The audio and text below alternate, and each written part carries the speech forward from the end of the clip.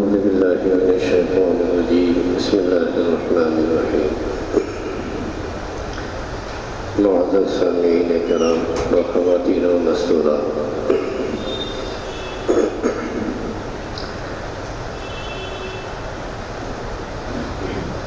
کل ختم تراویح کے موقع پر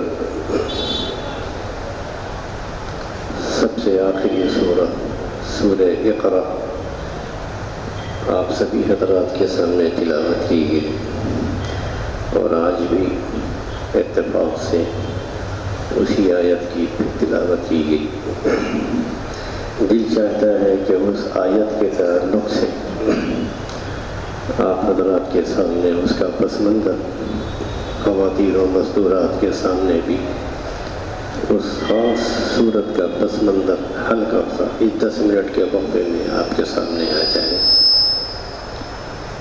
اور وہ قرآن جو محمد رسول اللہ صلی اللہ علیہ وسلم پر نازل ہوا تھا، اس کے پڑھتے وقت خود جناب رسول اللہ صلی اللہ علیہ وسلم کی دل کی کیفیت کیا ہوتی تھی، اور صحابہ کرام اور ہمارے اسلاف جب ان کی تلاوت کرتے تھے ان کا کیا حال ہوتا تھا، ان کا کیا حال ہوتا تھا، تاکہ ہمیں معلوم ہو کہ اللہ کی یہ کتاب کتنی اثر انگیز ہے۔ رسول اللہ صلی اللہ علیہ وسلم کی حیات مبارکہ کا 40واں سال شروع ہوا تو اچانک ہی آپ کی ذات اقدس میں تبدیلی رونما ہونے لگی۔ آپ خلوت پسند ہو گئے۔ حدیث کے الفاظ میں وَكَانَ حُبِّبَ إِلَيْهِ الْخَلَاءُ، رسول اللہ صلی اللہ علیہ وسلم کو تنہائی محبوب ہو گئی۔ جو آپ نے معاشرے میں غور کرنا شروع کیا، جاہلی معاشرہ، شرکی عقائد، آپ کا تنفر بڑھتا گیا۔ وَكَانَ حُبِّبَ إِلَيْهِ الْخَلَاءُ، اور رسول اللہ صلی اللہ علیہ وسلم کو تنہائی محبوب ہو گئی۔ اس وقت تک دین حق کی کوئی واضح شکل سامنے نہیں آئی تھی، بس اللہ کے رسول صلی اللہ علیہ وسلم کو چونکہ خاتم الانبیاء کا تاج پہنانا تھا، دیکھیے اللہ تعالیٰ نے کیسے کیسے راستہ بنایا۔ آپ کا دل چاہتا تھا کہ کسی جگہ گوشے تنہائی میں بیٹھ کر اللہ تعالیٰ کی عبادت کرے، مناظر قدرت کے مشاہدہ کرے، اور اللہ کی نشانیوں میں غور و فکر کرے۔ اس کے لیے آپ نے غار حرا کا انتخاب فرمایا۔ آپ صلی اللہ علیہ وسلم کئی دنوں کا کھانا پانی ساتھ لے کر کے اس غار میں تشریف رکھتے تھے، اللہ کی عبادت میں مصروف رہتے تھے۔ جب کھانا ختم ہو جاتا تو کبھی خود گھر تشریف لے آتے، اور کبھی ام المومنین حضرت خدیجہ رضی اللہ تعالیٰ عنہ کھانا وغیرہ لے جا کر وہاں پہنچ جاتی۔ رمضان المبارک میں تو مکے کو آپ بالکل ہی چھوڑ دیتے تھے، اور پورا مہینہ اسی غار کے اندر طاعت و عبادت کرتے ہوئے گزار دیتے تھے۔ آپ نے 3 سال اس غار میں مسلسل اعتکاف فرمایا، 1 مہینہ مسلسل اسی غار میں آپ طاعت و عبادت کرتے تھے۔ جب رسول اکرم صلی اللہ علیہ وسلم کی عمر مبارک 40 سال کی ہو گئی تو ہجرت سے پہلے 17 رمضان المبارک پیر کی شب جبریل امین علیہ السلام آپ کے پاس آپ کے رب کی طرف سے اسی غار میں وہی لے کر آئے، اور کہا کہ پڑھیے وہی سورہ جو آج تلاوت کی گئی، اقرأ بسم ربک الذی خلق۔ کہا، آپ نے فرمایا کہ مجھے پڑھنا نہیں آتا۔ جبریل امین علیہ السلام نے آپ کو پکڑ لیا اور زور سے بھینچا یا دبوچا، پھر کہا پڑھیے۔ اس بار بھی آپ نے یہی فرمایا کہ مجھے پڑھنا نہیں آتا، لست بقاری، مجھے پڑھنا نہیں آتا۔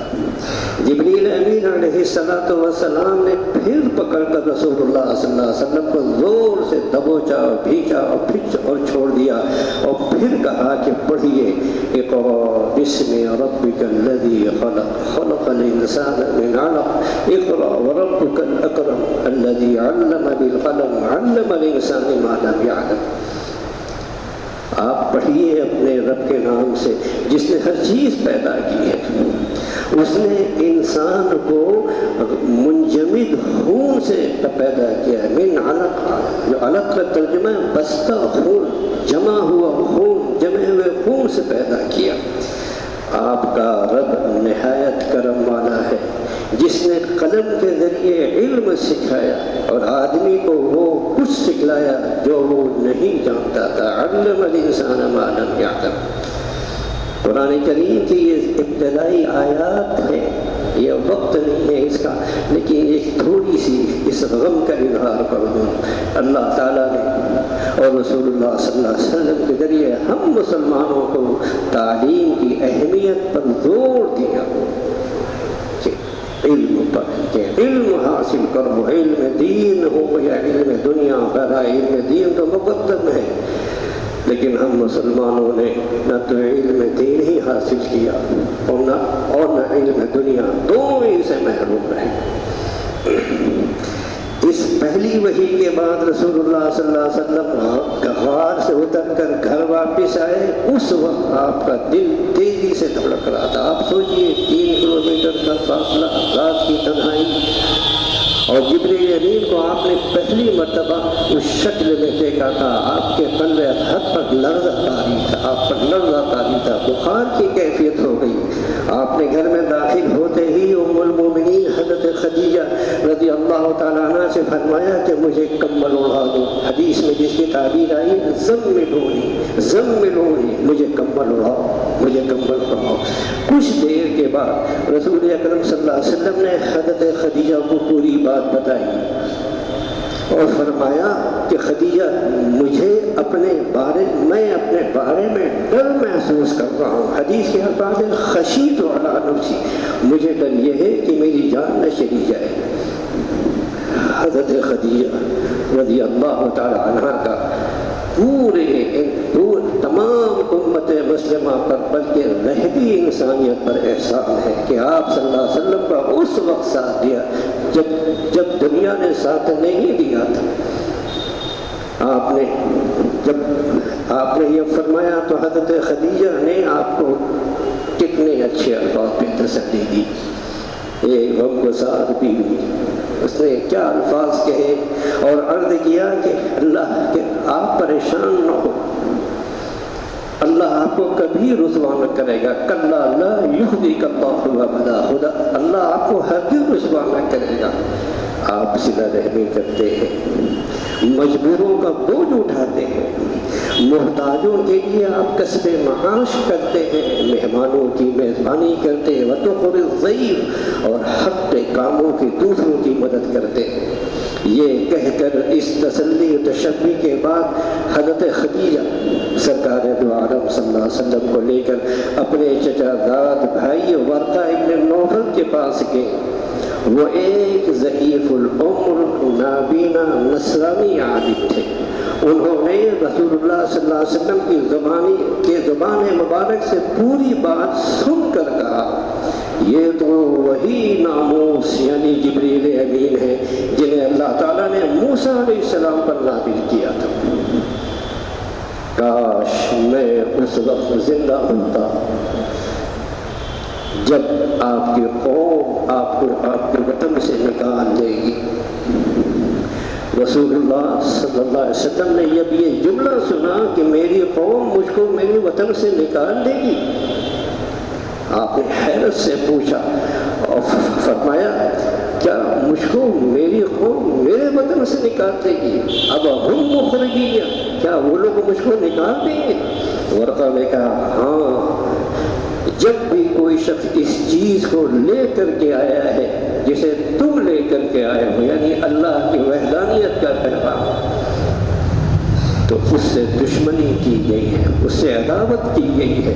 اگر میں زندہ رہا تو تمہاری پوری مدد کروں گا، مگر کچھ ہی دنوں کے بعد ورقہ کی وفات ہو گئی۔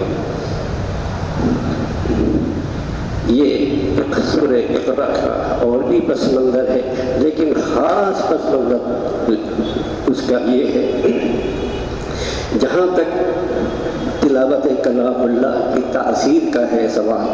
10 منٹ میں یہ بات تو نہیں ہو پائے گی، بس صرف کہ اللہ تعالیٰ نے قرآن کریم کی اس قوت کا انکشاف ان لفظوں میں کیا ہے: اللہ نزل احسن الحدیث کتابا متشابہا مثانیہ تقشعر منہ جلود الذین یخشون ربهم ثم تلین جلودهم وقلوبهم الى ذکر اللہ ذلک ھدی اللہ یہدی بہ من یشاء ومن یضلل اللہ فما لہ من ہاد۔ اللہ تعالیٰ نے بہترین بات نازل کی ہے، وہ کتاب ہے جو باہم متشابہ اور دہرائی ہوئی ہے۔ جو لوگ اپنے رب سے ڈرتے ہیں ان کے رونگٹے اس سے پڑھ کر کھڑے ہو جاتے ہیں، پھر ان کی کھالیں نرم ہو جاتی ہیں، ان کے دل کی یاد میں محو ہو جاتے ہیں۔ یہ اللہ تعالیٰ کی ہدایت ہے، جسے چاہتا ہے اس کے ذریعے ہدایت دیتا ہے، اور جسے اللہ تعالیٰ گمراہ کر دے اسے کوئی ہدایت دینے والا نہیں ہے۔ یعنی اللہ تعالیٰ نے انسانوں کی ہدایت کے لیے قرآن کو نسخہ کیمیا بنایا ہے۔ اس کی خاص صفت یہ ہے کہ وہ قلب اور قالب یعنی دل اور جسم، ظاہر اور باطن، ذہن اور جذبات سب کو ذکر الہی میں مشغول کر لیتا ہے۔ انسان پر خوش و خفیت کی ایسی کیفیت طاری کرتا ہے کہ قاری محسوس کرنے لگتا ہے کہ یہ پورے اس دنیات کے ساتھ اللہ تعالیٰ کے سامنے کھڑا ہے، متلازم جذبات کے ساتھ اشکوں کا نذرانہ پیش کر رہا ہے۔ مفسر قرآن حافظ اسماعیل ابن کثیر سے سب واقف ہیں، جو لوگ حدیث کی کتابیں پڑھے، لکھتے ہیں کہ رسول اللہ صلی اللہ علیہ وسلم جب قرآن کی تلاوت کرتے تھے تو صحابہ کرام کی کیفیت یہ ہوتی تھی کہ ان کے رونگٹے کھڑے ہو جاتے تھے، ان کی کھالیں، ان کے دل اللہ کے ذکر سے نرم پڑ جاتے تھے۔ قرآن کریم میں خوف و خشیت پیدا کرنے کی جو قوت رکھی گئی ہے وہ صرف جن و انس کو متاثر نہیں کرتی، بلکہ اگر پہاڑ جیسی سخت ترین مخلوق پر طاری ہو جاتی تو اسے بھی چور چور کر کے رکھ دیتی۔ اللہ تعالیٰ نے خود قرآن کریم کی اس قوت کا تذکرہ کرتے ہوئے فرمایا ہے، آپ کے کانوں میں آیت گزری بھی ہوگی، لو انزلنا ھذا القرآن علی جبل لرأیتہ خاشعا متصدعا من خشیۃ اللہ۔ اگر ہم یہ قرآن کسی پہاڑ پر ہم نے اتارا ہوتا تو تم دیکھتے کہ وہ اللہ کے خوف سے دبا جا رہا ہے اور پھٹا پڑتا ہے۔ یہ مثالیں ہم لوگوں کے سامنے اس لیے بیان کرتے ہیں کہ وہ غور کریں۔ بس چند منٹ اور۔ قرآن اللہ کی یاد، اللہ کا خوف، اللہ سے تعلق کا بار بار مطالبہ کرتا ہے۔ وہ خابیدہ دلوں کو جھنجھوڑتا ہے اور کہتا ہے الذین للذین آمنوا ان تخشع قلوبهم لذکر اللہ وما نزل من الحق۔ کیا مومنوں کے مسلمانوں کے لیے وقت نہیں آیا کہ ان کے دل اللہ کے ذکر سے خشیت میں اور جو کچھ اللہ نے برحق نازل کیا ہے اس کو قبول کریں اور سنیں؟ رسول اکرم صلی اللہ علیہ وسلم سب سے زیادہ قرآن پڑھتے تھے اور سنتے تھے، اور ان پر سب سے زیادہ خشیت طاری ہوتی تھی۔ وہ حامل قرآن بھی تھے، وحی کے رمز و شناس بھی تھے، کلام اللہ کے محرم راز بھی تھے، قرآن کے مخاطب اول بھی تھے۔ آپ کے قلب اطہر پر قرآن نازل ہوا تھا، اس لیے اللہ کا کلام سب سے زیادہ رسول اللہ صلی اللہ علیہ وسلم کو مسحور کرتا تھا۔ حضرت مطرف اپنے والد سے ایک دو واقعہ سن لیے مثال کا، اس کے بعد بات ختم کرتے ہیں۔ حضرت مطرف اپنے والد سے روایت کرتے ہیں کہ میں رسول اللہ صلی اللہ علیہ وسلم کے پاس حاضر ہوا، آپ نماز میں مشغول تھے اور اس طرح رو رہے تھے کہ جیسے ہانڈی میں کوئی چیز ابل رہی ہو، عزیز ان کا عزیز المرجل۔ شمائل ترمذی میں یہ روایت دیکھی جا سکتی ہے۔ حضرت عبداللہ ابن مسعود رضی اللہ تعالیٰ عنہ فرماتے ہیں کہ رسول اللہ صلی اللہ علیہ وسلم نے مجھ سے فرمایا کہ میرے سامنے قرآن کی تلاوت کرو۔ میں نے عرض کیا کہ اللہ کے رسول قرآن تو آپ پر نازل ہوا ہے اور میں آپ کے سامنے قرآن کی تلاوت کرنے کی جرات کروں؟ مجھ سے یہ نہیں ہو سکتا۔ آپ صلی اللہ علیہ وسلم نے فرمایا میرا دل چاہتا ہے کہ میں قرآن کسی اور سے سنوں، چنانچہ میں نے سورہ نساء کی تلاوت شروع کی، اور جب اس آیت تک پہنچا فَكَيْفَ إِذَا جِئْنَا مِنْ كُلِّ أُمَّةٍ بِشَهِيدٍ وَجِئْنَا بِكَ عَلَىٰ هَٰؤُلَاءِ شَهِيدًا، وہ حالت کیسی ہوگی جب ہم ہر امت سے ایک گواہ لائیں گے اور آپ کو ان تمام گواہوں پر گواہ بنائیں گے۔ جناب رسول اللہ صلی اللہ علیہ وسلم سے خطاب فرما کر یہ اللہ تعالیٰ فرما رہے ہیں، جب اس آیت پر حضرت عبداللہ ابن مسعود پہنچے تو یہ آیت سن کر آپ نے فرمایا عبداللہ ابن مسعود بس کرو، اور آپ صلی اللہ علیہ وسلم دار و قطار رونے لگے۔ رسول اللہ صلی اللہ علیہ وسلم خوش الحانی سے پڑھتے تھے اور خشیت عنابت کے جذبات آپ کے دل میں برپا ہوتے تھے۔ حضرت عروہ ابن زبیر یہ ان کے گھر کے لوگ تھے، وہ فرماتے ہیں کہ میں نے اپنی دادی اسماء بنت ابی بکر حضرت عائشہ رضی اللہ تعالیٰ عنہ کی بہن سے پوچھا کہ قرآن پاک سنتے وقت صحابہ کرام کی کیا کیفیت ہوتی تھی؟ انہوں نے فرمایا کہ تدمع اعینہم وتقشعر جلودہم، ان کی آنکھیں اشکبار ہو جاتی تھیں، ان کے رونگٹے کھڑے ہو جاتے تھے۔ حضرت ابو ہریرہ فرماتے ہیں جب سورہ والنجم کی آیت نازل ہوئی افمن ھذا الحدیث تعجبون وتضحکون ولا تبکون، تو اصحاب صفہ رونے لگے اور ان کے آنسو ان کے چہرے پر بہنے لگے اور داڑیاں ان کی بھیگ گئی۔ بہرحال ایک واقعہ اور سنا دوں، سیدنا فاروق اعظم بھی جب بھی تلاوت کرتے تو زار و قطار روتے تھے۔ ان کے بارے میں عبداللہ شداد فرماتے ہیں کہ میں فجر کی جماعت میں آخری صف میں تھا اور سیدنا فاروق اعظم نماز پڑھا رہے تھے، انہوں نے سورہ یوسف کی تلاوت کی۔ جب وہ اس آیت پر پہنچے کہ انما اشکو بثی وحزنی الی اللہ، یہ حضرت یعقوب کو وہ جملہ ہے جو انہوں نے اپنے بیٹوں سے مخاطب ہو کر فرمایا میں اب اپنا رنج و غم اس کا شکوہ اللہ ہی سے کرتا ہوں۔ سیدنا فاروق اعظم جب اس آیت پر پہنچے تو ان پر کیفیت تار ہوئی، رونے لگے اور ان کے آنسو چہرے پر بہنے لگے۔ بعض لوگ فرماتے ہیں کہ سیدنا فاروق اعظم پر گریے کی کیفیت جو طاری ہوئی آخری صف میں مسجد کے باہر تک ان کی آواز آ رہی، وہ جہری و صوت بھی تھے، ان کی آواز بلند تھی۔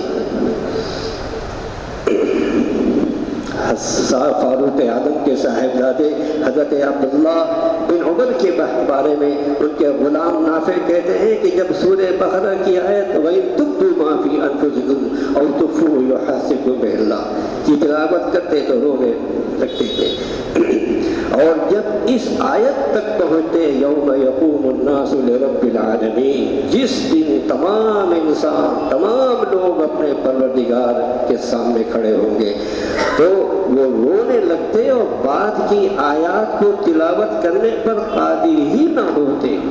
مستورات و خواتین کے تعلق سے ایک واقعہ اور سنا دوں، ام المومنین حضرت عائشہ کے بارے میں آتا ہے، جناب قاسم جو ان کے گھر کے فرد تھے روایت کرتے ہیں کہ میں ایک دن حضرت عائشہ رضی اللہ تعالیٰ عنہ کے گھر ان کو سلام کرنے گیا، دیکھا کہ وہ نماز میں مشغول ہیں اور سورہ طور کی آیت فمن اللہ علینا ووقانا عذاب السموم کی تلاوت فرما رہی ہے، رو رہی ہے، بار بار اسے دہرا رہی ہے، ایک ہی آیت اللہ نے ہم پر احسان کیا کرم اور جہنم کے شعبوں کے لپٹ سے ہم کو بچا لیا۔ اس آیت کو تلاوت کرتی جاتی تھی، روتی جاتی تھی۔ فرماتے ہیں میں کسی کام سے بازار چلا گیا اور کافی دیر کے بعد لوٹ کر کے آیا، دیکھا تو بدستور نماز میں مشغول ہیں، تلاوت کر رہی ہیں اور رو رہی ہیں۔ یہ چند واقعات اس لیے سنا ہے کہ محمد رسول اللہ صلی اللہ علیہ وسلم کے قلب اطہر پر غار حرا میں جو ابتدائی آیات نازل ہوئی تھی وہ پورا قرآن نازل ہوا اور ہم سب کو آسانی سے میسر ہے۔ ہمارے دسترس میں ہے۔ اللہ تعالیٰ ہم سب کو اس قرآن کے قدر کی، اس کے تلاوت کی توفیق عطا فرمائے۔ یہ قرآن آخر ہمارے دل پر اثر کیوں نہیں کرتا؟ اس قرآن کی تلاوت جیسے کہ وہ حضرات کرتے تھے، ہمارے اکابر کرتے تھے، ہم کو اس کا طریقہ معلوم کرنا چاہیے، اور خاص طور سے نئی نسل کو عصری تعلیم کے ساتھ ساتھ ناظرے کا قرآن کا پورا اہتمام کرنا چاہیے۔ اللہ تعالیٰ ہم سب کو اس قرآن کی تلاوت کی، اور اس کو اگر اللہ توفیق دے تو اس کو سمجھنے کی بھی ہم سب کو توفیق عطا فرمائے۔ علامہ ماہر القادری نے کہا تھا کہ دل سوچ سے خالی رہتے ہیں، آنکھیں ہیں کہ نم ہوتی ہی نہیں، کہنے کے تو ہر ایک جلسے میں پڑھ پڑھ کے سنایا جاتا ہے۔ اللہ تعالی ہم سب کو اس قرآن کو قرآن کی طرح پڑھنے کی توفیق عطا فرمائے۔